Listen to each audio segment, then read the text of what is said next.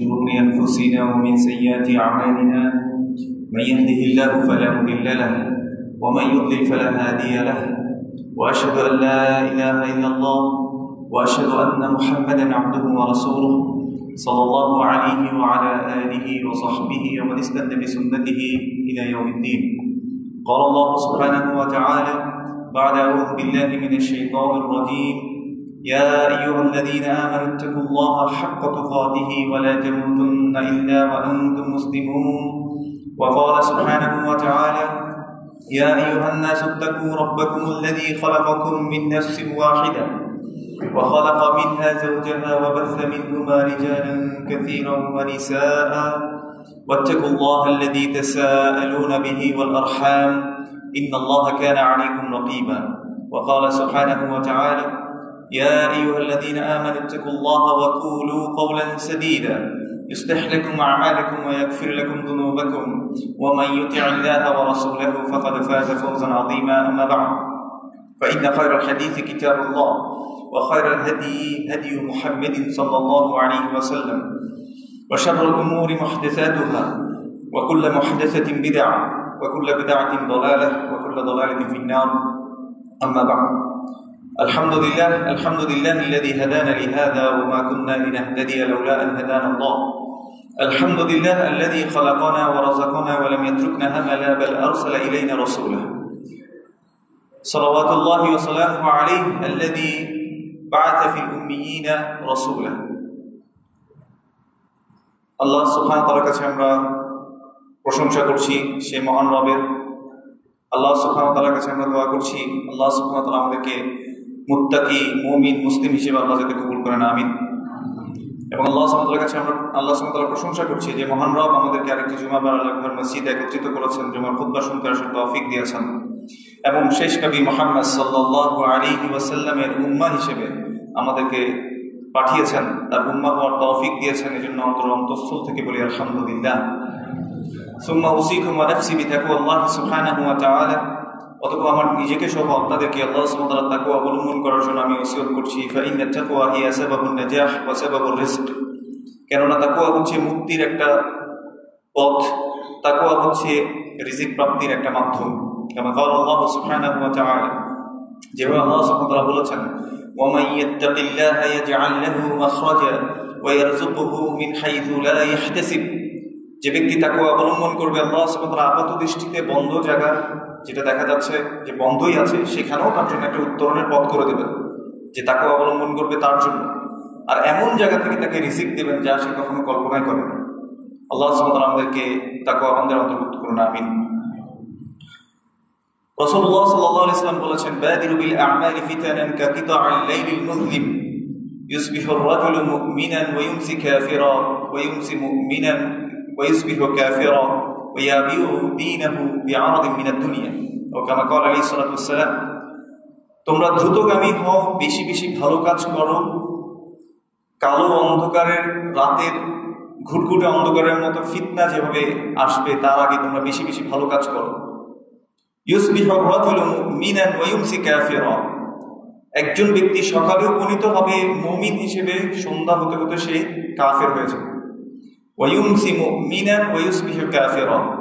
আবার এক ব্যক্তি সন্ধ্যায় সে ঈমানদার থাকবে, মুমিন থাকবে, সকাল হতে হতে সে কাফের হয়ে যাবে। এরপর রাসূলুল্লাহ সাল্লাল্লাহু আলাইহি ওয়াসাল্লাম বলেছেন: ইয়াবিউ দীনাহু বি'আরাদিন মিনাদ দুনিয়া। একজন ব্যক্তি দুনিয়ার কিছু পাওয়ার জন্য তার দিনকে সে বিক্রি করে দেবে। আল্লাহ আমাদের সবাইকে হেফাজত করুন, আমিন। আজকে আমরা এই জিনিসটাই দেখতে পাচ্ছি। আমরা অধিকাংশ ক্ষেত্রে দেখি মানুষ দিনকে দিয়ে নিজে বেনিফিটেড হতে চায়, দিন বেচে দিতে চায়, দিনের লেবাস বেচে।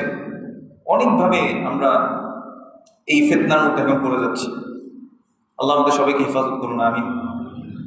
দেখুন, এই দুনিয়ার জীবন, এখানে ফিতনা থাকবেই, নানামুখী চতুর্মুখী ফিতনা আমাদের কাছে আসবে।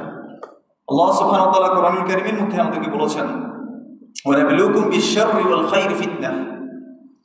আমি তোমাদেরকে খারাপ এবং ভালো উভয় দ্বারা তোমাদেরকে পরীক্ষা করব। ওয়া নাবলুকুম, আমি অবশ্যই পরীক্ষা করব কি দিয়ে? বিশ-শারর, খারাপটা আগে উল্লেখ করেছেন আল্লাহ সুবহানাহু ওয়া তাআলা, যে খারাপ দিয়ে আল্লাহ পরীক্ষা করবেন। আমার জীবনে বিপদ আপদ কষ্ট দুঃখ আসতে পারে, খারাপ লোকের সাথে আমার ইন্টারাকশন হতে পারে, লেনদেন হতে পারে, খারাপ মানুষ, খারাপ অনেক কিছু আমি দেখবো। এটা আমাকে পরীক্ষা করার জন্য আল্লাহ সুবহানাহু ওয়া তাআলা দিয়েছেন বা দিবেন।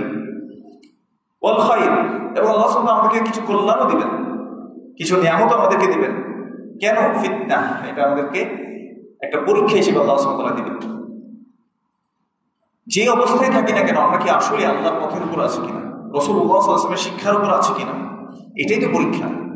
সবাই কোন দিকে গেল, সবাই কি চাচ্ছে, সবাই কি চায়, এটাই যদি খুশি করতে চাই, তাহলে কখনোই আমি ওই খুশি অর্জন করতে পারবো না। বলে হ্যাঁ, এই জন্য আরবরা একটা কথা বলে, রিদান নাস গায়াতান লা তুদরাক। কেউ যদি মানুষের সন্তুষ্টি আশা করে নেয়, এটাকে যদি উদ্দেশ্য করে নেয়, লা তুদরাক, এটাকে কখনোই পাওয়া যায় না। কারণ আপনি সব মানুষকে কখনোই খুশি করতে পারবেন না। ইভেন আপনার ফ্যামিলিতে আপনি চিন্তা করে দেখেন, আপনি হয়তো আপনার বউকে একটু বেশি খুশি করতে গেছেন, আপনার বোনরা হয়তো একটু রাগ করে ফেলছে। আবার আপনার মাকে একটু খুশি করতে গেছেন, দেখবেন যে বউর ফ্যামিলি কিছু একটা ঝামেলা সবসময় লেগে আছে। এজন্য মানুষকে সন্তুষ্ট করা খুবই কষ্টের কাজ, আর আল্লাহকে সন্তুষ্ট করা খুবই সহজ।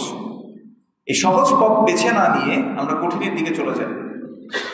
ওয়ালিহাযা ক্বালা আলাইহিস সালাতু ওয়াসসালাম, এজন্য রাসূলুল্লাহ সাল্লাল্লাহু আলাইহি ওয়াসাল্লাম বলেছেন, ইন্নাদ-দীনা ইউসরুন, নিশ্চয় দিন হচ্ছে সহজ।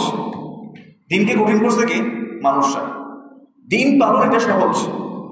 যেমন একটা ছোট্ট উদাহরণ দেই, প্রতিদিন বা সপ্তাহে 2-3 বার সেলুনে গিয়ে শেভ করা এটা বেশি কষ্টের, নাকি দাড়ি যেভাবে আছে সেভাবে ছেড়ে দেওয়া? এটা সহজ। কোনটা সহজ? মানে শেভ করাটা বেশি সহজ নাকি দাড়ি ছেড়ে দেওয়াটা সহজ? দাড়ি ছেড়ে দেওয়াটা সহজ। তো দিন আমাকে যেটা বলে সেটা সহজ না। আর আমি যখন সামাজিকতার দিকে যাচ্ছি, মানুষকে খুশি করতে যাচ্ছি, মানুষ আমাকে সুন্দর বলবে, স্মার্ট বলবে, এইটার দিকে যখন যাচ্ছি, ওই শেভ করতে যাওয়াটা আমার জন্য টাফ, কষ্টের। ওইটাকে আমি স্মার্টনেস বানিয়ে নিয়েছি আমার জন্য। যাই হোক, একটা ছোট্ট উদাহরণ দিলাম। তাহলে ইন্নাদ-দীনা ইউসরুন, দিন হচ্ছে সহজ। কিন্তু কিছু কিছু মানুষ আবার দিনের ক্ষেত্রেও বাড়াবাড়ি করে। ধরুন, কোরআনের মধ্যে আসছে, কেউ যদি দুপুরবেলা বাসায় আসে, সে যেহেতু অনুমতি নেয় এবং প্রবেশ করতে নিষেধ করেছে। রাতের দিকে যখন বিশ্রামের সময় আসে, তখন কারো বাসায় যেতে নিষেধ করা হয়েছে। এটার একটা কারণ হচ্ছে, কারণ ওই সময়টাতে মানুষ বিশ্রাম করে, কাপড় ঠিক থাকে না, এই কারণে যাতে মানে রুমের মধ্যে না আসে, বাইরে থেকে যাতে মানুষরা না যায়, বিরক্ত না করে। যদি একান্ত প্রয়োজন হয় তাহলে কি যাওয়াটা জায়েজ না? জায়েজ তো। প্রয়োজন হলে সে যেতে পারে, কিন্তু অনুমতি নিতে হবে, এটা হচ্ছে শর্ত। এখন মনে করেন একজন ব্যক্তি এবার কোরআন মানতে গেল, কোরআন মানতে গিয়ে রাতের বেলা মনে করেন মেহমান আসছে, এখন সে আর ঢুকাচ্ছে না, বলছে না রাতের বেলা তো ঢুকা নিষেধ, এই যে দেখো কোরআন এরকম করে বলছে। দুপুর বেলা তো ঢুকা নিষেধ, কারণ কোরআন এরকম করে বলছে, এখনো ঢুকতে দিচ্ছে না। যদি এরকম লেভেলের কঠোরতা আরোপ করে কেউ, তখন আবার সেটা কি? বাড়াবাড়ি, ওটা আরেকটা এক্সট্রিমিজম। তো দিন সহজ, মানে আমাদের সহজাত প্রবৃত্তির দ্বারা যেটা আসে, আমাদের সাথে যেটা সামঞ্জস্যপূর্ণ, আল্লাহ সুবহানাহু ওয়া তাআলা এটাকে দিন হিসেবে দিয়েছেন। মানুষ এটাকে কঠিন করে ফেলেছে। ওমাই ইউশাদ্দিন আহাদুন ইল্লা গালাবা, কেউ যদি দিনকে নিয়ে বাড়াবাড়ি করে, দিন তার উপর বিজয়ী হয়ে যায়। তার মানে সে আস্তে আস্তে আসলে দিনই ছেড়ে দেয়। এত বেশি কঠোরতা আরোপ করতে গেছে, সে তখন আর দিনকে পালন করে না। আমার বোঝানোর উদ্দেশ্য হচ্ছে, আমরা দিন এটাকে নিজেরা মানতে চাই না, 1 নম্বর কথা হচ্ছে সেটা। এবং দিন পালন করতে গিয়ে আমরা অনেকগুলো ফিতনার মধ্যে পড়ে যাই। দিনকে মানুষ বেঁচে দিচ্ছে। যে হাদিসটা আমরা আপনাদেরকে বললাম, বাদিরু বিল আমালি ফিতানান কাকিতাআল লাইলিল মুযলিম, তোমরা বেশি বেশি ভালো কাজ করো, ফিতনাগুলো আসার পূর্বে। ইউসবিহুর রাজুলু মুমিনান ওয়া ইউমসি কাফিরা, একজন ব্যক্তি সকালে উপনীত হবে ইমানদার হিসেবে, সন্ধ্যা হতে হতে সে কাফের হয়ে যাবে। সন্ধ্যা হতে হতে কাফের হবে কিভাবে? সে আল্লাহ ছাড়া অন্য কাউকে প্রায়োরিটি দিবে, মানুষের সন্তুষ্টির জন্য কিছু করবে। ধরুন আপনি দাঁড়িয়ে রেখেছেন কার সন্তুষ্টির জন্য? আল্লাহর সন্তুষ্টির জন্য। এখন আপনার অফিসে একটা ডিক্লারেশন আসলো, যারা যারা দাঁড়িয়ে রাখবে তাদেরকে 6 মাস পর পর ইনক্রিমেন্ট দেওয়া হবে, বেতন বাড়িয়ে দেওয়া হবে। আপনি তাড়াতাড়ি করে কি করলেন? এবার দাঁড়িয়ে রাখা শুরু করে দিলেন যে আমার ইনক্রিমেন্ট দরকার। তাহলে আপনার উদ্দেশ্য কি আল্লাহকে সন্তুষ্ট করা নাকি বসকে খুশি করা? সহজ সমীকরণ, মানুষ এটা দিয়ে দিন বিক্রি করে। আবার অনেক ট্যাক্সিওয়ালা ভাই দেখবেন যারা সিএনজি চালায় দাঁড়িয়ে রাখে, সলাতের টাইমে সলাতের পাশেও যায় না, ইয়াতো যায় না। তো আমার সাথে একবার এরকম একটা ইন্টারাকশন হলো। আমি জিজ্ঞেস করলাম যে আপনি সলাতে যাবেন না? তো মাশাআল্লাহ খুব সুন্দর সুন্নতে দাঁড়িয়ে রেখেছে। বলে যে না, দাঁড়িয়ে রাখলে মানুষ বিশ্বাস করে, বেশি উঠে। তো দেখেন তার উদ্দেশ্য কি? কাস্টমারকে কি করা? অ্যাট্রাক্ট করা। এই দাঁড়িয়ে রাখার উদ্দেশ্য হচ্ছে কাস্টমার অ্যাট্রাক্ট করা। এমন অনেক দোকানদারও দেখবেন অনেক বড় দাঁড়িয়ে রাখে, কিন্তু সলাতের টাইমে সলাতে যায় না। মাগরিবের সলাত কি এশার সময় গিয়ে পড়ার কোনো সুযোগ আছে নাকি? ইন্না সলাতা কানাত আলাল মুমিনিনা কিতাবান মাওকুতা। আল্লাহ সুবহানাহু বলছেন নিশ্চয়ই সলাতকে মুমিনদের জন্য নির্দিষ্ট সময় আল্লাহ সুবহানাহু দিয়েছেন। এমন কেউ মানে সে সদরই করে, সওদাগর হয়ে বসেছে দোকানের মধ্যে, এই যুক্তি দিয়ে আমি যদি মাগরিবেরটাকে টেনে আমি ঈশার সময় গিয়ে পড়ি, এটা কখনো জায়েজ হতে পারে? ইচ্ছাকৃতভাবে। এখন এই ব্যক্তিকেও জিজ্ঞেস করা হলো যে আপনি কেন মাগরিবের সলাতে যাচ্ছেন না, কিন্তু আপনি দাঁড়িয়ে রেখেছেন সুন্নাহ অনুসারে, টুপিও দেয়, মাথায় টুপিও দেয়। তার বক্তব্য হচ্ছে একই ধরনের, যেটা বলে কাস্টমার বেশি আসে। তাহলে এগুলো মার্কেটিং একটা কি হয়ে গেছে, পলিসি হয়ে গেছে। এই কথাটাই 1450 বছর আগে রাসূলুল্লাহ সাল্লাল্লাহু আলাইহি ওয়াসাল্লাম বলে গেছেন, ইয়াবিউ দীনাহু বিআরাদিন মিনাদ দুনিয়া। দুনিয়ার সামান্য কিছু পাওয়ার জন্য মানুষ তার দ্বীনকে বিক্রি করে দেবে। সুবহানাল্লাহ। তো এই জন্য আমাদেরকে মনে রাখতে হবে এই সময়টাতে আমরা অলরেডি চলে আসছি। অনেকগুলো ফিতনা আসলে এখন একটার পর একটা, আপনি মনে করতে পারেন যে ফিতনা মনে হয় আর একটু কিছুদিন পরে কমে যাবে, এই ফিতনা চলে গেলে মনে হয় একটু আমরা বাঁচবো না। রাসূল সাল্লাল্লাহু আলাইহি ওয়াসাল্লাম বলেছেন কিয়ামতের আগে আগে একটার পর একটা ফিতনা আসতেই থাকবে। আমাদের কাজ কি তাহলে? আমাদের কাজ হচ্ছে নিজেকে এই ফিতনা থেকে মুক্ত রাখা, কোরআন এবং সুন্নাহর উপরে আঁকড়ে ধরে থাকা, মানুষ যাই বলুক না কেন। আজকে অনেক মানুষ দেখবেন একটা আমল সে করে, অন্য আমলকে সে তুচ্ছ-তাচ্ছিল্য করে, সে নিজে করছে না, এরকমও দেখা যাচ্ছে। ওয়ালিহাদা ক্বালা আলাইহিস সালাতু ওয়াসসালাম, এজন্য রাসূল সাল্লাল্লাহু আলাইহি ওয়াসাল্লাম আমাদেরকে বলেছেন যে শেষ সময় এমন অবস্থা হবে যে একজন মানুষ দিনে আঁকড়ে ধরা এমন হবে তার জন্য যেমন অগ্নি পাথর হাতের মুঠোয় রাখা যতটা কষ্ট হয়, দিনের উপরে থাকাটা এতটা কষ্ট হয়ে যাবে।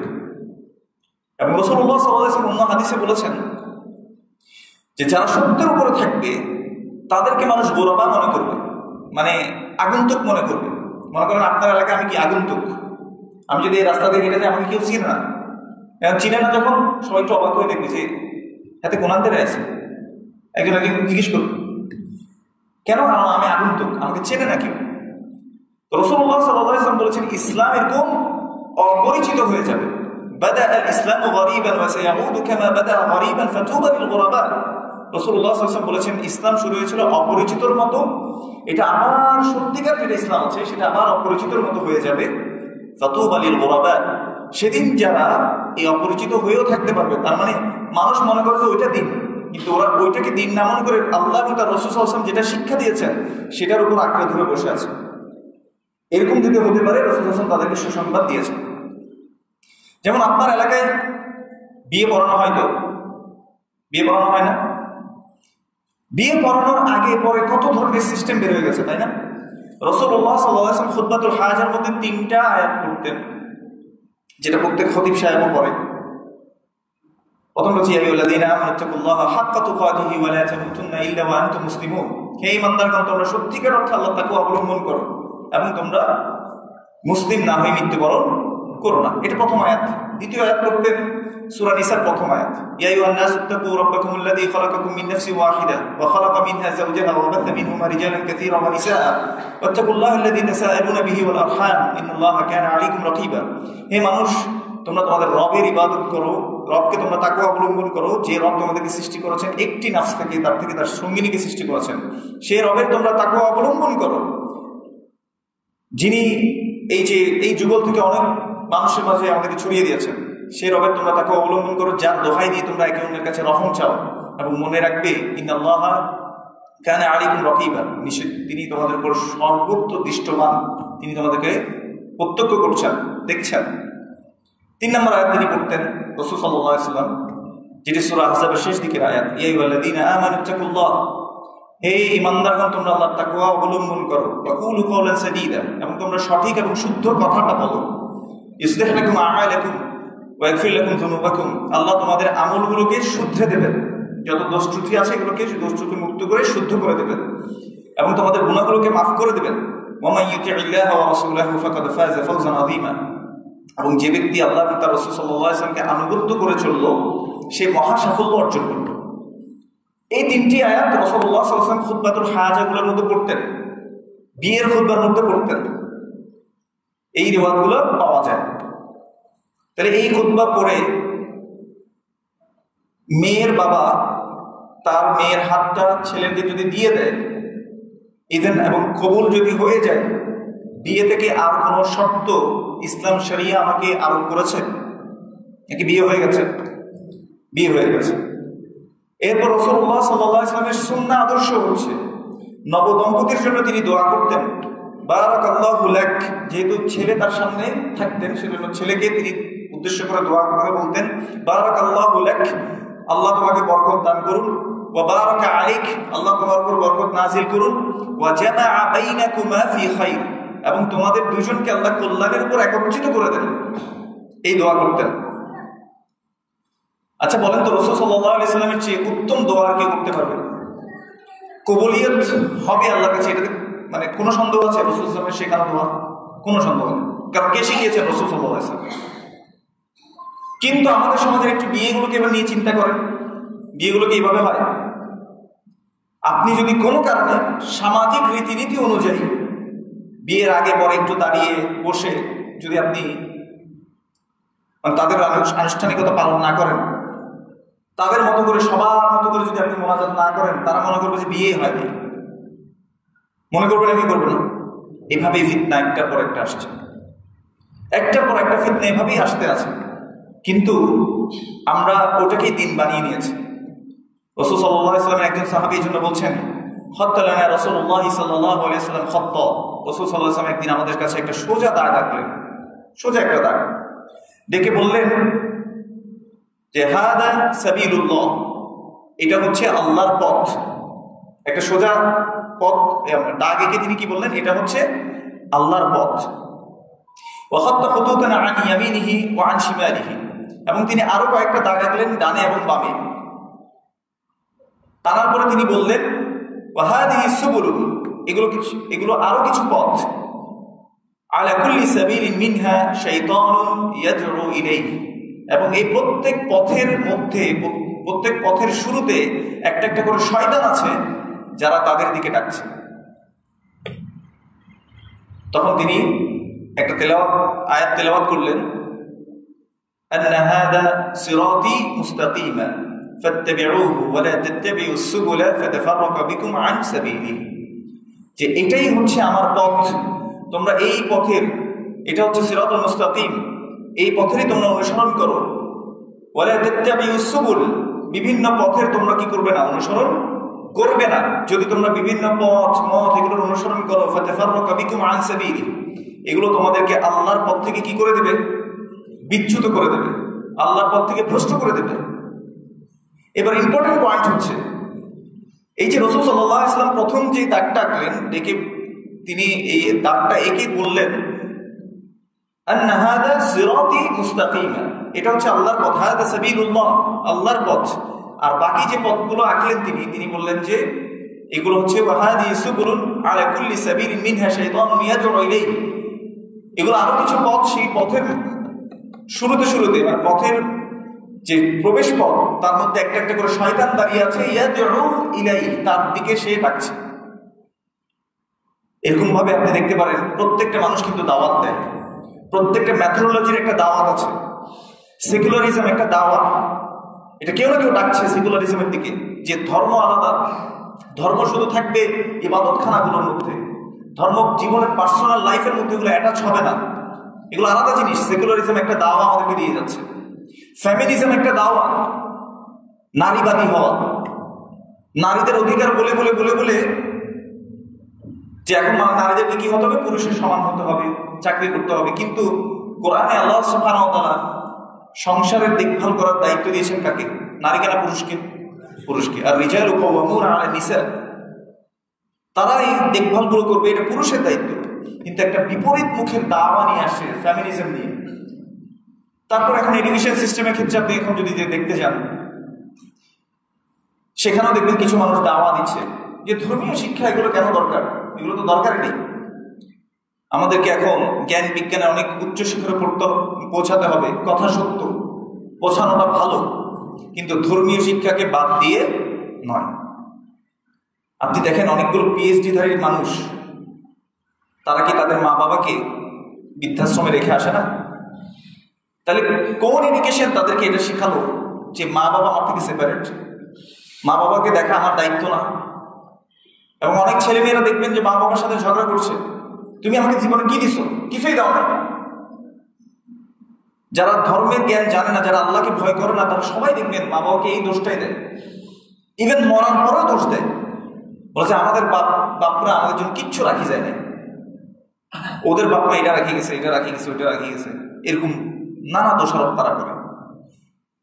তো এই যে দাওয়াগুলো দিচ্ছে মানুষ, আমাদেরকে আল্লাহর পথ থেকে আসলে বিচ্যুত করে দিচ্ছে, আমরা নিজেরাও বুঝতে পারছি না। আবার কিছু মানুষ আমাদের সমাজে ধর্মীয় লেবাসে এসে দিনের একটা লেবাস পরে তার এমন দিকে ডাকছে যে তার নিজের দিকে ডাকছে। একটা সহজ কথায়, একটা সহজ সমীকরণে একটা জিনিস আপনাদেরকে উদাহরণ দিই। মনে করেন যে আল্লাহর অনেক বড় একটা অলি, আল্লাহর অনেক বুজুর্গ বান্দা, যাদেরকে আমরা মনে করি, ধরেন আমাদের দেশে কাদেরকে আল্লাহ অলি বেশি মনে করা হয়? শাহজালাল, শাহপরান, আমানত শাহ, তারপর গরিবুল্লাহ শাহ। মনে করেন যে এদেরকে কি মনে করা হয়? সবচেয়ে বড় অলি, আল্লাহর ওয়ালি। জিয়াউল হক মাইজভান্ডারি, ওনাদেরকে আল্লাহর অনেক বড় ওয়ালি মনে করা হয়। আমার কাছে একটা সহজ প্রশ্ন আপনাদের কাছে, এই আল্লাহর ওয়ালিরা কখনো তারা কি বলেছেন যে তোমরা আমার ওরস করো? কেউ বলতে পারবে এটা? এই যে মৌলবীগুলো এসে আপনাদেরকে দাওয়াত দেয় যে এটা করা দরকার, এটা করা দরকার, ওনাদেরকে একটা কথা জিজ্ঞেস করবেন যে ওনারা কি এটা বলে গেছেন কিনা? উত্তর কি হবে বলেন তো? বলে যান না। তারা কি বলে গেছেন যে ওখানে দান করতে হবে, তোমরা আমার এখানে আসো, দান করো? আচ্ছা, ওই টাকাগুলো দিয়ে ওয়ালির কি লাভ হয়? ওই দানের টাকা দিয়ে, মাজারে যে টাকাগুলো দেওয়া হয়, গরু দেওয়া হয়, ছাগল দেওয়া হয়, ওগুলো দিয়ে ওই ওলির, ওই বুজুর্গের কোনো লাভ হয়? হয় না তো, নাকি হয়? সন্দেহ আছে কেন? হয় না। আসলে হয় কাদের? যারা ওখানে কমিটিতে আছে, যারা আওলাদ বলে দাবি করছে, যারা মাজারের খাদেম বলে দাবি করছে, তাদের পকেটে কিছু আসছে। সুবহানাল্লাহ। অথচ আমরা বুঝেও না বুঝার ভান করে আছি। আমরা মনে করছি যে এটাতেই লাভ, এভাবেই দিন প্রতিষ্ঠিত হবে, এভাবেই দিনকে মানুষ বিক্রি করে দিয়ে চলে যাচ্ছে। আমি আপনাদেরকে আরেকটা হাদিস শোনাই। রাসূলুল্লাহ সাল্লাল্লাহু আলাইহি ওয়াসাল্লাম বলেছেন, মা মিন ইয়াউমিন ইউসবিহুল ইবাদু ফীহি ইল্লা ওয়া মালাকানি ইয়াতিয়ান। যখনই সকাল হয় না কেন, প্রতিদিন সকালে দুইটা মালায়েকা তারা কি হয়? ইয়ানজিলা, তারা নাজিল হয়, আকাশ থেকে নেমে তারা ফায়াকুলু আহাদুহুমা, একজন দোয়া করতে থাকে, আল্লাহুম্মা আতি মুনফিকান খলাফা, হে আল্লাহ, যে তোমার জন্য দান করেছে, তোমার জন্য খরচ করছে, তাকে তুমি আরো বাড়িয়ে দাও। দোয়া করে একজন মালায়েকা। আরেকজন মালায়েকা বলে ওয়ায়াকুলুল আখার, আরেকজন তখন বলে আল্লাহুম্মা আতি মুনফিকান তালাফা, হে আল্লাহ, যে কৃপণতা করছে, তোমার রাস্তায় যারা দান করছে না, আল্লাহ তুমি তার দান ইয়াকে কি করে দাও? সংকুচিত করে দাও। তাকে যে নিয়ামত তুমি দিচ্ছ তার জন্য তুমি সংকুচিত করে দাও। এই দোয়া প্রতিদিন দুইজন মালায়েকা এসে প্রত্যেক দিন সকালে আমার আপনার জন্য করছে। এবার আমি আপনি নিজেকে নিজে প্রশ্ন করব, আমরা দেখেন ক্রিকেট খেলায় যখন চাঁদা নেয় টাকা দিতে পারি, যখন একটা মনে করেন যে আগে গ্রামে অনেক সময় ওই যে বিভিন্ন অনুষ্ঠান হতো, অনুষ্ঠানের জন্য যদি টাকা চাঁদা নেওয়া হয়, তখন সবাই চাঁদা দিতে খুব উৎসাহী থাকে। কারো একজন মেয়ের বিয়ে হবে, মেয়ের বিয়েতে ব্যান্ড আনবে, অথবা আপনাদের এখানে কি আনে, ওই যে প্যাকেজ, আপনারা প্যাকেজ দিতে বলেন তাই না, প্যাকেজ অনুষ্ঠানের প্যাকেজ আনবে, তখন দেখবেন বিভিন্ন মানুষ চাঁদা দেন। অথচ যখন আল্লাহর দিকে কাউকে দান করতে বলা হয়, বিশ্বাস করেন ভাইয়েরা, কারো পকেট থেকে কোনো কিছুই কিনা হয় না, বের হইতে চায় না। কিন্তু মানুষ আল্লাহকে বাদ দিয়ে, আল্লাহকে ছেড়ে দিয়ে ওই যে জায়গায় দিলে আল্লাহর ওলিরও কোনো লাভ হয় না, আল্লাহর বুজুর্গেরও কোনো লাভ হয় না, নিজেরও কোনো লাভ হয় না, ওই জায়গায় গিয়ে মানুষ দান করতে থাকে আর আল্লাহর কাছে আশা করে, মিথ্যা মিথ্যা আশা। তো শয়তান যখন আল্লাহর থেকে চেয়ে আসছিল, আল্লাহ তুমি আমাকে কিয়ামত পর্যন্ত সুযোগ দাও, তো তখন আল্লাহ সুবহানাহু ওয়া তাআলা ঠিক আছে সুযোগ দেওয়া হলো, এবং সে আল্লাহর কাছ থেকে আরেকটা জিনিস চেয়েছে, লা উগওয়িয়ান্নাহুম আজমাইন, হে আল্লাহ আমি সবাইকে পথভ্রষ্ট করে দেব, ইল্লা ইবাদিকা মিনহুমুল মুখলাসিন, কিন্তু তারা ছাড়া যারা তোমার মানে চুজেন বান্দা, তোমার যারা ইখলাস মুখলেস যারা বান্দা আছে, এরা ছাড়া আমি সবাইকে কি করে দেব, পথভ্রষ্ট করে দেব। আজকে এটাই দেখছি, ওই যে প্রত্যেক পথ থেকে এসে এসে ডাকছে, আলা কুল্লি সাবিলিন মিনহা শাইতানুন ইয়াদউ ইলাইহি, প্রত্যেক পথের উপরে একটা একটা শয়তান আছে, শয়তান তার দিকে ডাকছে, মানুষ ওদিকেই দৌড়াচ্ছে দৌড়াচ্ছে দৌড়াচ্ছে, কি পাবে সে নিজেও জানে না। সুবহানাল্লাহ, এভাবে দিন বিকৃত হয়ে যাচ্ছে। এই দিনের যে শিক্ষা সেটা আমরা অনেক আগে ছেড়ে দিয়েছি, কারণ আমরা নিজেরাও দিন শিখি না এবং এই দিনের ক্ষেত্রে আমরা নিজেরা উৎসাহ বোধ করি না। অথচ আল্লাহ সুবহানাহু ওয়া তাআলা বলেছেন, আমরা যাদেরকে মনে করছি এরা অনুসরণীয়, এদেরকে অনুসরণ করে আমরা পার পেয়ে যাব। অধিকাংশ মানুষ যারা পীরের অনুসারী হয়, অথবা দেখবেন যে কোনো মাজারের মুরিদ হচ্ছে, পীরের মুরিদ হচ্ছে, তারা চিন্তা করে থাকে যে আমরা তো গুনাহগার, আল্লাহ আমাদের কথা শুনবেন না, এই জন্য আমাদেরকে কি করতে হবে, পীর আমাদেরকে বাঁচিয়ে নিয়ে যাবেন, অথবা আল্লাহর ওলি তিনি আমাদেরকে বাঁচিয়ে নিয়ে যাবেন, অথবা আমার যে মাজারের আমি মুরিদ হয়েছি, যে বুজুর্গ আছেন তিনি আমাকে কি করবেন, বাঁচিয়ে নিয়ে যাবেন। অথচ দেখেন আল্লাহ সাধারণভাবে সকল মানুষকে বলেছেন, ইয়া ইবাদিয়াল্লাযীনা আসরাফু আলা আনফুসিহিম, হে আমার বান্দারা যারা নিজেদের উপরে জুলুম করে ফেলেছো, অনেক বেশি বাড়াবাড়ি করেছো, অনেক গুনাহ করে ফেলেছো, লা তাকনাতু মির রাহমাতিল্লাহ, তোমরা আল্লাহর রহমত থেকে নিরাশ হইও না। কে বলছেন এটা? আল্লাহ। কিন্তু এটা কাকে অ্যাড্রেস করে বলেছেন, কাকে ডেকে বলেছেন? যারা বেশি গুনাহ করেছে তাদেরকে বলেছেন যে আমার রহমত থেকে তোমরা নিরাশ হইও না।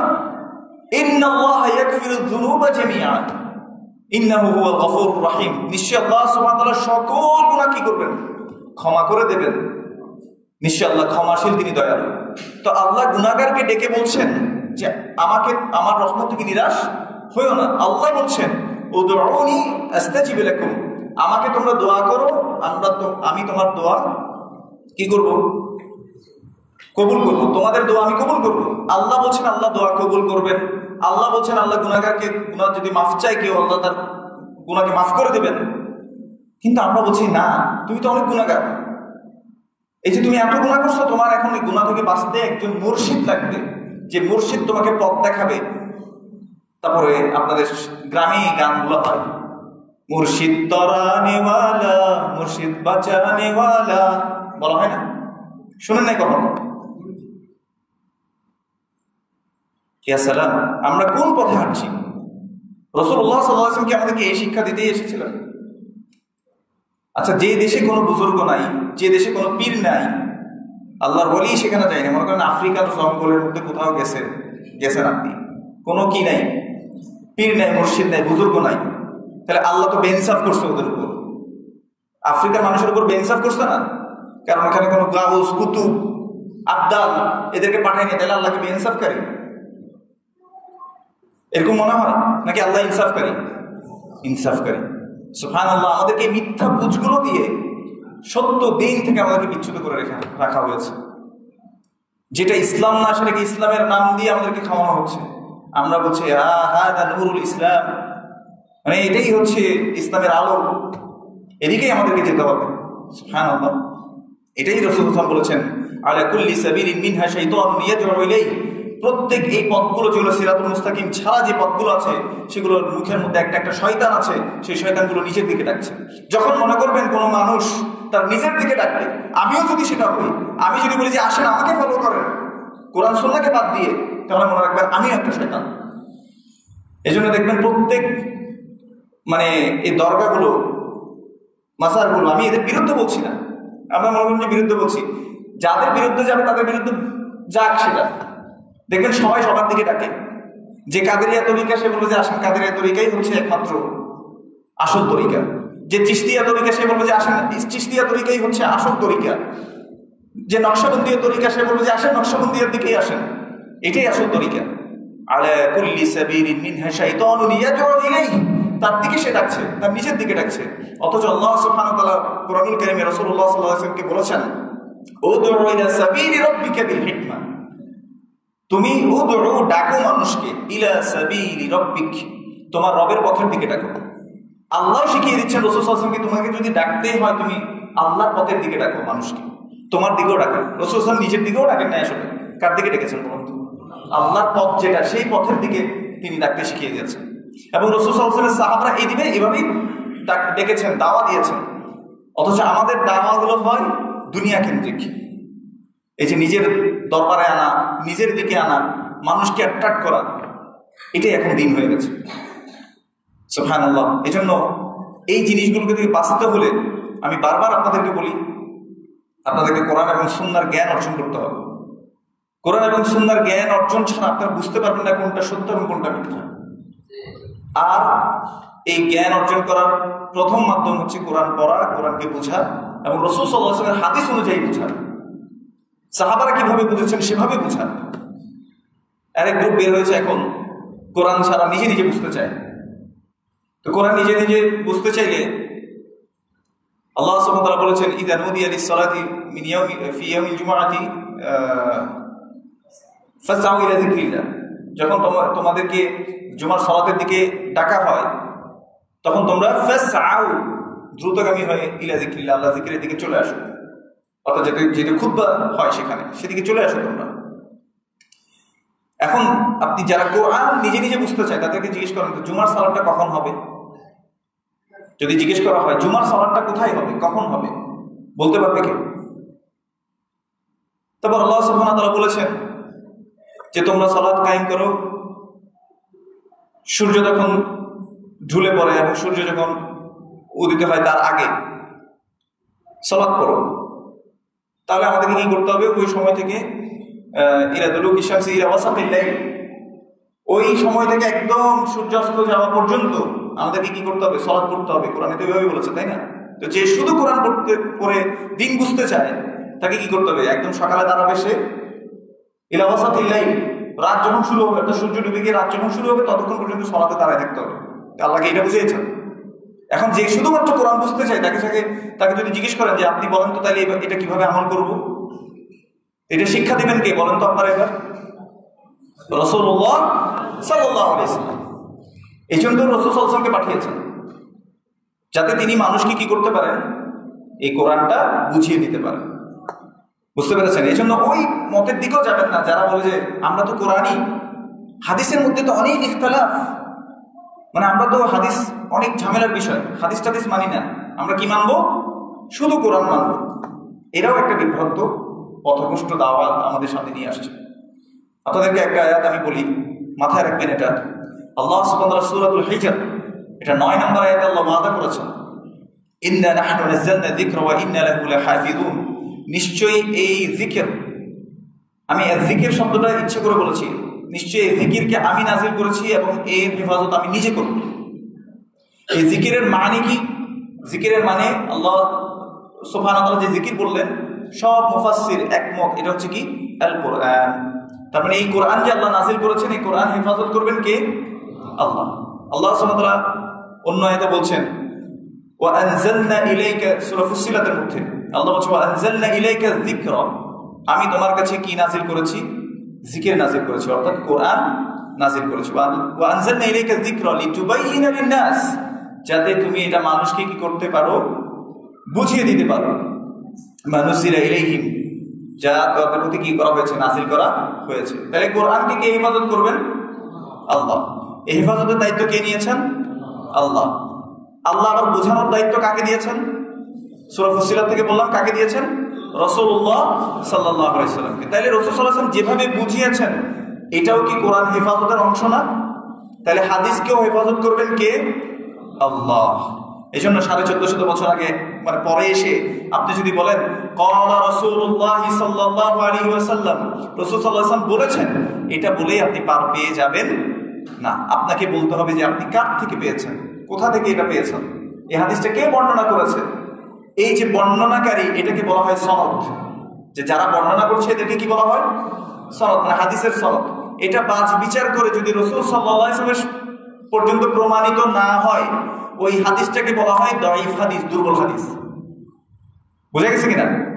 তাহলে রাসূলের হাদিস কি দুর্বল হয়, নাকি ওই হাদিসটা রাসূল সাল্লাল্লাহু আলাইহি ওয়াসাল্লাম পর্যন্ত প্রমাণিত না এই জন্য হাদিস দুর্বল বলা হচ্ছে? বলেন তো, এই হাদিসটা রাসূল সাল্লাল্লাহু আলাইহি ওয়াসাল্লাম পর্যন্ত কি না, প্রমাণিত না, তার মানে রাসূল সাল্লাল্লাহু আলাইহি ওয়াসাল্লাম এটা বলেন নাই। যেমন কিছু কিছু লাউ বিক্রেতা বের হয়েছিল, তারা বলতে শুরু করলো যে রাসূল সাল্লাল্লাহু আলাইহি ওয়াসাল্লাম লাউ খেতে পছন্দ করতেন, আসেন আমার থেকে এবার লাউটা নেন। বুঝতে পেরেছেন কিনা? মানে ইউহিব্বু রাসূলুল্লাহ সাল্লাল্লাহু আলাইহি ওয়াসাল্লাম সেইভাবে করে একটা হাদিস বানিয়েছে যে লাউ পছন্দ করতেন, এখন আপনি আমার থেকে আসেন লাউ কিনেন, হাদিস বানিয়ে ফেলেছে। কিন্তু তার আগে কে বলেছে? কোন সাহাবা এটা বর্ণনা করেছেন কিনা, তাবী এটা বর্ণনা করেছেন কিনা, ওটার কোনো সনদ নাই। যেমন আপনাদের এখানে একটা হাদিস প্রচলিত আছে, বলবো সেই হাদিসটা কি, যেটা আসলে হাদিস না। বলা হয়েছিল লাউলাকা মা খালাকতুল আফলাক, হে রাসূল যদি আপনি না হতেন তাহলে আমি পৃথিবীকে সৃষ্টি করতাম না। এটা আল হাদিস নামে চালিয়ে দেওয়া হয়। আপনি দেখবেন যে যদি আপনি না হতেন তাহলে পৃথিবী সৃষ্টি করতাম না, তো লিখে কি আল হাদিস। তো আপনাদের এলাকায় যেসব মোল্লারা এসে পাগড়ি পরে পরে এই হাদিসটা বর্ণনা করেন, তারা আবার ইমাম সুয়ুতিকে খুব কি করেন, মানেন। ইমাম সুয়ুতিকে খুব মানেন। ইমাম সুয়ুতির একটা বই আছে আল হাওয়ি লিল ফাতাওয়া, সেই বইয়ে তিনি উল্লেখ করেছেন যে এই হাদিসটা লাইসা লাহু ইসনাদ, কোনো ইসনাদই নেই, ওই সনদ নাই। মানে এটাকে আসলে রাসূল সাল্লাল্লাহু আলাইহি ওয়াসাল্লাম বলেছেন কিনা এটা প্রমাণিত। তো যেটা প্রমাণিত হয় না সেটাকে কি বলা হয়? দুর্বল হাদিস, দাঈফ হাদিস। এই জন্য দেখবেন কিছু মুরব্বীরা রাগ হয়ে যায়, রাসূলের হাদিস কেমনে আবার দুর্বল হয়, এরকম করে বলে ওঠেন। আবার রাসূলের হাদিস আবার দুর্বল হয়নি। তো রাসূলের হাদিস কেউ দুর্বল বলছে না। দুর্বল হাদিস মানে বুঝাতে চাচ্ছি যে এটা রাসূল সাল্লাল্লাহু আলাইহি ওয়াসাল্লাম পর্যন্ত কি না, প্রমাণিত না। এরকম যত দুর্বল হাদিসগুলো আছে এগুলোকে আমাদের সামনে নিয়ে এসে আমল বানিয়ে ফেলা হয়েছে। এর একটা দুর্বল হাদিস বলবো আপনাদেরকে। যেমন আসরের পরে সূরা হাশরের শেষ 3 আয়াত পড়া, বলে যে এটা পড়লে নাকি 70 লক্ষ ফেরেশতা সকাল পর্যন্ত তার জন্য ইস্তিগফার করতে থাকে। বলা হয় নাকি হয় না? এবং প্রত্যেকটা মসজিদে এর আমল করা হয় নাকি হয় না? অথচ এই হাদিসটা দুর্বল হাদিস। ইমাম তিরমিজি রাহিমাহুল্লাহ এই হাদিসটাকে বর্ণনা করেছেন, এই হাদিসটা রাসূল সাল্লাল্লাহু আলাইহি ওয়াসাল্লাম পর্যন্ত প্রমাণিত না। তুহফাতুল আহওয়াযের মধ্যেও এই হাদিসের মানে যেটা সারা গ্রন্থ বলা হয়েছে এই হাদিসটা দুর্বল, প্রমাণিত না। কিন্তু একটা সহিহ হাদিস আছে যেটা কেউ আমল করে না। বলবো সেই সহিহ হাদিসটা কি? এটা সব মুহাদ্দিস একমত যে এটা সহিহ হাদিস, রাসূল সাল্লাল্লাহু আলাইহি ওয়াসাল্লাম পর্যন্ত প্রমাণিত। সহিহ হাদিস মানে কি? রাসূল সাল্লাল্লাহু আলাইহি ওয়াসাল্লাম পর্যন্ত প্রমাণিত। রাসূল সাল্লাল্লাহু আলাইহি ওয়াসাল্লাম বলেছেন, মান ক্বারা আয়াতুল কুরসি ফি দুবুরি কুল্লি সালাতিন মাকতুবাহ লাম ইয়ামনাহু মিন দুখুলিল জান্নাতি ইল্লা ইয়ামুত। যে ব্যক্তি প্রত্যেক ফরজ সালাতের পরে আয়াতুল কুরসি পড়বে, তাকে জান্নাতে যেতে কোনো কিছুই বাধা দিতে পারবে না তার মৃত্যু ছাড়া। তার মানে মৃত্যু হয়ে গেলে সে কোথায় যাবে? জান্নাতে যাবে। প্রত্যেক ফরজ সালাতের পরে কি পড়লে? আয়াতুল কুরসি পড়লে। এবার বলেন তো, আপনার ইমাম সাহেব প্রত্যেক ফরজ সালাতের পরে সবাইকে নিয়ে সম্মিলিতভাবে, আমি বলছি না যেটা সুন্নাহ সবাই মিলে করা, কিন্তু সবাই মিলে যেভাবে সূরাতুল হাশরের শেষ 3 আয়াত পড়ে সেভাবে কি আয়াতুল কুরসি পড়ে? তাহলে একটা দুর্বল হাদিসের আমলকে মানুষের মাঝে ছড়িয়ে দেওয়া হচ্ছে, অর্থাৎ সহিহ হাদিসের শিক্ষাটা কাউকে দেওয়া হচ্ছে না। সুবহানাল্লাহ। এভাবে আস্তে আস্তে দিন সরে যায়। রাসূলুল্লাহ সাল্লাল্লাহু আলাইহি ওয়াসাল্লাম ফরজ সালাতের পরে তিনি কি করতেন বলেন তো? 3 বার ইস্তিগফার করতেন। তারপর তিনি বলতেন আল্লাহুম্মা আনতাস সালাম ওয়া মিনকাস সালাম তাবারাকতা ইয়া যাল জালালি ওয়াল ইকরাম, এই দোয়াটা করতেন। তারপর তিনি বলেছেন যে ব্যক্তি 33 বার সুবহানাল্লাহ বলবে, 33 বার আলহামদুলিল্লাহ এবং 33 বার 34 বার আল্লাহু আকবার এটা বলবে, ওয়া ক্বালা তামামাল মিয়া 100 বার পূর্ণ করতে বলবে, লা ইলাহা ইল্লাল্লাহু ওয়াহদাহু লা শারীকা লাহু লাহুল মুলকু ওয়া লাহুল হামদু ওয়া হুয়া আলা কুল্লি শাইইন কাদির। ফরজ সালাতের পরের কথা বলছি আমি আপনাকে। যদি এইভাবে পড়তে থাকে তাহলে এই 33 অথবা 34 এটা পড়ার পর রাসূল সাল্লাল্লাহু আলাইহি ওয়াসাল্লাম বলেছে যে গুফিরাত খাতায়াহু ওয়া ইন কানা মিসলা যাবাদিল বাহর, তার যদি সমুদ্রের ফেনা সমূহ পরিমাণ গুনাহ থাকে আল্লাহ সুবহানাহু ওয়া তাআলা তার গুনাহ মাফ করে দেবেন। তাহলে গুনাহ মাফের একটা আমল পেলাম। রাসূল সাল্লাল্লাহু আলাইহি ওয়াসাল্লাম বলেছেন ফরজ সালাতের পরে কেউ যদি বসা অবস্থায় থাকে, যেমন ইমাম সাহেব দোয়া না করলে রাগ করে মানুষ, এটা আমি আপনাদেরকে একবার বলেছিলাম।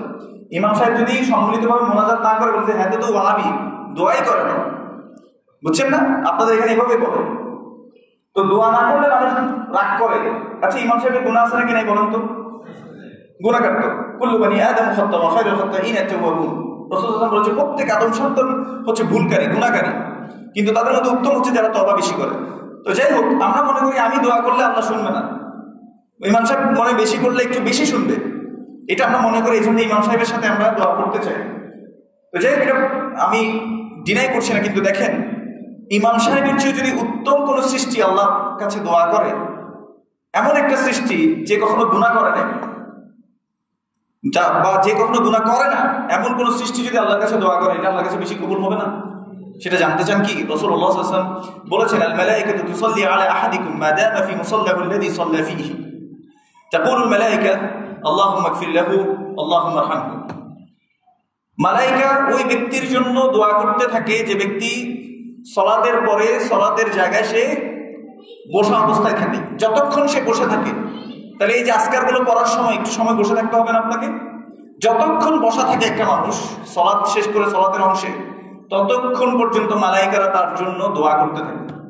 কি দোয়া করে? আল্লাহুম্মা ইগফির লাহু, আল্লাহ তুমি তাকে ক্ষমা করে দাও। আরেকটা দোয়া করে আল্লাহুম্মা আরহামহু, আল্লাহ তুমি তাকে রহম করো।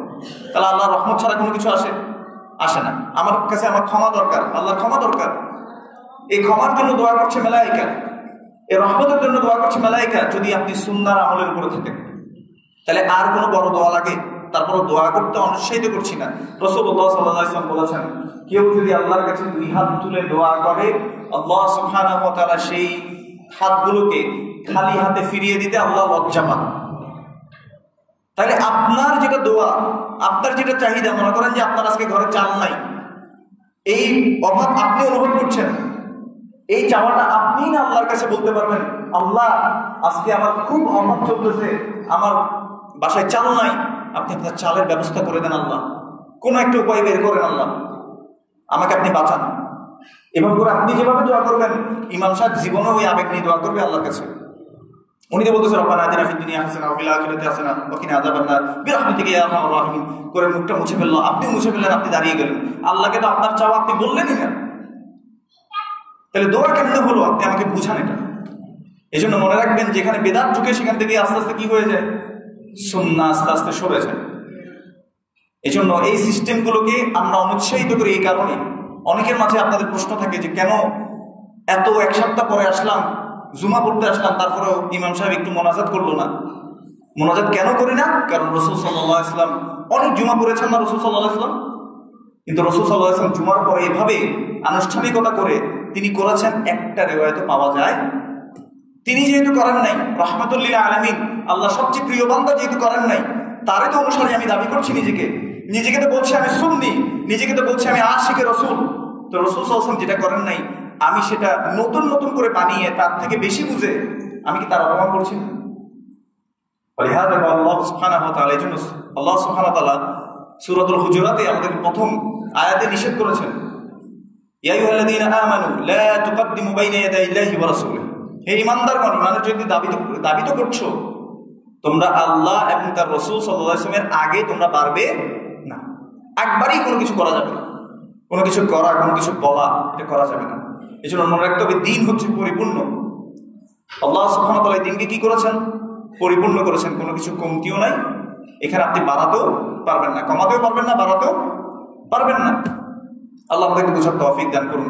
এই জন্য মনে রাখবেন, রাসূল সাল্লাল্লাহু আলাইহি ওয়াসাল্লাম যেভাবে বলেছেন, আমি হাদিসটা বলে আমার প্রথম অংশ শেষ করছি। রাসূল সাল্লাল্লাহু আলাইহি ওয়াসাল্লাম একটা দাগ আঁকলেন, খত্তা রাসূলুল্লাহ সাল্লাল্লাহু আলাইহি ওয়াসাল্লাম খত্ত, রাসূল সাল্লাল্লাহু আলাইহি ওয়াসাল্লাম একদিন একটা দাগ আঁকলেন, ওয়া খত্তা খুতুতান আন ইয়ামিনিহি ওয়া আন শিমালিহি, আরো কিছু দাগ আঁকলেন ডানে এবং বামে।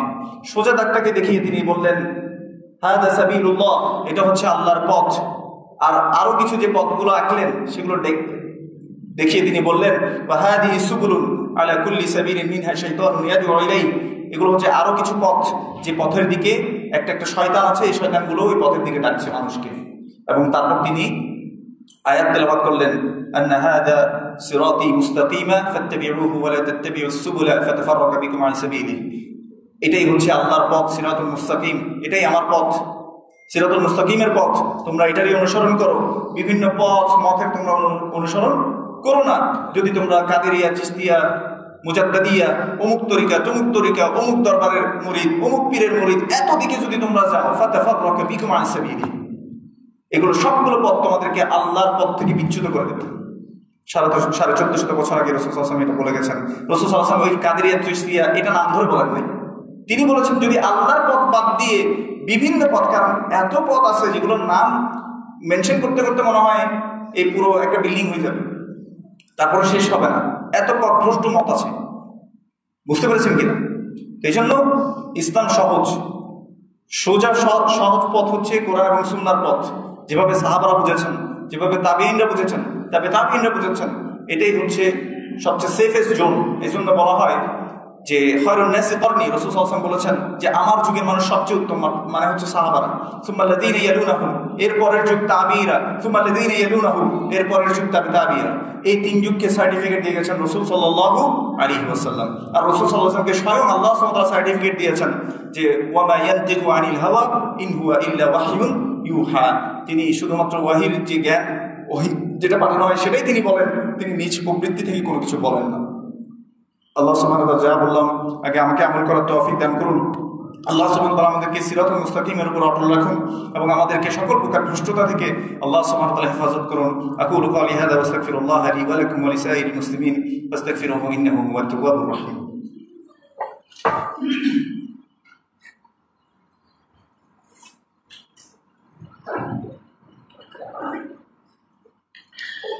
আলহামদুলিল্লাহ, সালাতু ওয়াসসালামু আলা রাসূলিল্লাহ ওয়া আলা আলিহি ওয়া সাহবিহি ওয়া মান তাবি'আহুম বিইহসানিন ইলা ইয়াউমিদ্দিন। ক্বালা আল্লাহু সুবহানাহু ওয়া তাআলা ইন্নাল্লাহা ওয়া মালাইকাতাহু ইউসাল্লুনা আলান নবী ইয়া আইয়ুহাল্লাযীনা আমানু সাল্লু আলাইহি ওয়া সাল্লিমু তাসলিমা। আল্লাহুম্মা সাল্লি আলা মুহাম্মাদ ওয়া আলা আলি মুহাম্মাদ কামা সাল্লাইতা আলা ইব্রাহিম ওয়া আলা আলি ইব্রাহিম ইন্নাকা হামিদুম মাজিদ। আল্লাহুম্মা বারিক আলা মুহাম্মাদ وعلى آل محمد كما باركت على إبراهيم وعلى آل إبراهيم إنك حميد مجيد. اللهم ارضى عن كل الصحابة رضي الله عنهم أجمعين، خصوصا منهم أبي بكر وعمر وعثمان وعلي رضي الله عنهم أجمعين. اللهم أعز الإسلام والمسلمين، اللهم أعز الإسلام والمسلمين، اللهم أعز الإسلام والمسلمين، اللهم اخذل الكفرة والمبتدعة والمشركين، اللهم انصر من نصر دينك ودين محمد صلى الله عليه وسلم واجعلنا منهم آمين يا رب العالمين.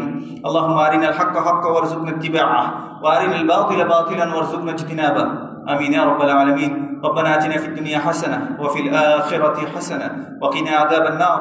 ربنا لا تزغ قلوبنا بعد إذ هديتنا وهب لنا من لدنك رحمة إنك أنت الوهاب. আপনারা এই যে প্রতিষ্ঠানে আমরা এখন কোরআন এবং সুন্নাহর কথা বলছি, যে মসজিদে বসে আছি, এই প্রতিষ্ঠানের যিনি প্রতিষ্ঠাতা, ওনার হার্টে আজকে রিং পরানো হবে। আমরা তার সুস্থতার জন্য দোয়া করছি, আল্লাহ যাতে তাকে সুস্থ করে দিন, তাকে যাতে দিনের খেদমত করার জন্য আরও তৌফিক দান করেন। এবং যারা এই প্রতিষ্ঠানের সাথে সংযুক্ত আছেন, আল্লাহ সুবহানাহু ওয়া তাআলা সকলকে এই দিনের উপরে তাদেরকে অটল রাখুন, রাসূল সাল্লাল্লাহু আলাইহি ওয়াসাল্লামের সুন্নাহর উপর তাদেরকে অটল রাখুন এবং তাদেরকে আরও বেশি আল্লাহ সুবহানাহু ওয়া তাআলার সন্তুষ্টির জন্য দিনের স্বার্থে কাজ করার তৌফিক দান করুন। এবং আমাদের মধ্যে যারা আছে, আমাদের সবাইকে আল্লাহ সুবহানাহু ওয়া তাআলা দিনের উপর অটল রাখুন এবং আমাদেরকে রাসূল সাল্লাল্লাহু আলাইহি ওয়াসাল্লামের সুন্নাহর উপর অটল রাখুন, আমিন। এবং আমাদের যাদের অসুস্থতা আছে, আল্লাহ সুবহানাহু ওয়া তাআলা সবাইকে সুস্থ করে দিন। আল্লাহ সুবহানাহু ওয়া তাআলা আমাদের যত অভাব অনটন, আমাদের যত সমস্যা আছে, আল্লাহ সুবহানাহু ওয়া তাআলা সেই সমস্যাগুলো দূর করে দিন। এবং সর্ব অবস্থায় মৃত্যুর আগ পর্যন্ত আমরা যাতে রাসূল সাল্লাল্লাহু আলাইহি ওয়াসাল্লামের সুন্নাহর উপর অটল থাকি। আর আল্লাহ সুবহানাহু ওয়া তাআলা আমাদেরকে এমনভাবে যাতে মৃত্যুটা দেন যে অবস্থায় আল্লাহ আমাদেরকে সন্তুষ্ট, আল্লাহ আমাদেরকে সেভাবে কবুল করুন, আমিন। আল্লাহ আমাদেরকে সত্যকে সত্য হিসেবে দেখার তৌফিক দান করুন এবং যেটা পথভ্রষ্টতা, বাতিল, সেটাকে বাতিল হিসেবে আমাদেরকে দেখার তৌফিক দান করুন। একটা জিনিস একটু বলতে চাই, অনেক সময় দেখা যায় আমরা দিন পালন করছি, সালাত করছি, সাথে সাথে দেখা যায় আমরা জুয়ার আড্ডায়ও যাচ্ছি। জুয়ার আড্ডা, জুয়াকে আল্লাহ সুবহানাহু ওয়া তাআলা নিষেধ করেছেন।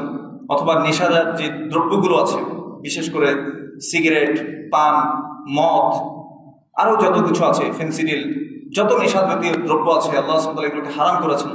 সিগারেটকে অনেকে হারাম মানতে চান না, কিন্তু এটাও হারাম। আল্লাহ সুবহানাহু ওয়া তাআলা কোরআনুল কারীমে বলেছে, ওয়ালা তুলকু বিআইদিকুম ইলা তাহলুকা, তোমরা নিজেদেরকে ক্ষতির মধ্যে ঠেলে দিও না, নিজের নাফসকে কষ্ট দেয়া।